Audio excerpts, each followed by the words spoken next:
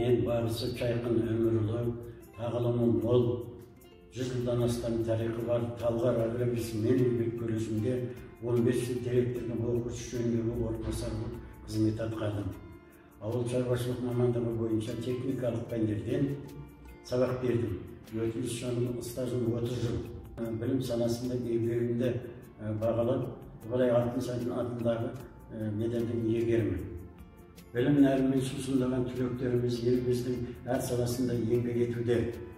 Бүгінгі жастар келешек маман, құрметті әріптестер, кәсіптік техникалық білім беру жүйесінің 80 жылдық мерекесімен сіздерді құттықтаймын. Еңбекте табысты, жемісті болыңыздар, шығармашылық табыс тілеймін.